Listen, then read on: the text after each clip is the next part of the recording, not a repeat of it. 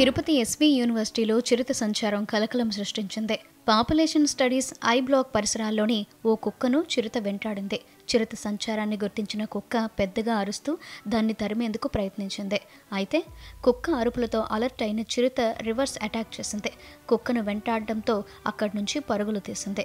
విశ్వవిద్యాలయం పరిధిలోని పలు ప్రాంతాల్లో చిరుత సంచరిస్తున్న దృశ్యాలు సీసీ కెమెరాల్లో నమోదు కావడంతో విద్యార్థులు, సిబ్బంది భయాందోళనకు గురవుతున్నారు.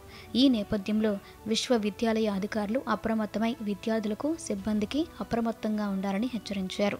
ముఖ్యంగా నైట్ డ్యూటీలో ఉండేవారు మరింత అలర్ట్గా ఉండాలని సూచించారు. విద్యార్థులు ఎవరూ ఒంటరిగా బయటకు రావద్దని, ముఖ్యంగా ఉదయం, సాయంత్రం వేళల్లో మరింత అప్రమత్తంగా ఉండాలని స్పష్టమైన ఆదేశాలు జారీ చేశారు. గుంపులుగా ప్రయాణించాలని, అనవసరంగా హాస్టళ్ల నుంచి బయటకు రావద్దని సూచించారు. బయటకు వెళ్లాల్సి వస్తే శబ్దాలు చేస్తూ వెళ్లాలని చెప్పారు. ఈ విషయంపై అటవీశాఖ అధికారులకు సమాచారం అందించినట్లు తెలుస్తోంది.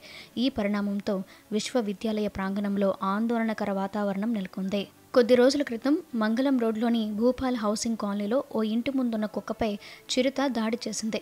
ఇటీవల శ్రీవారి మెట్టు మార్గంలోనూ భక్తులకు చిరుతపులి కనిపించింది. దీంతో తిరుపతి వాసులు ఆందోళన చెందుతున్నారు.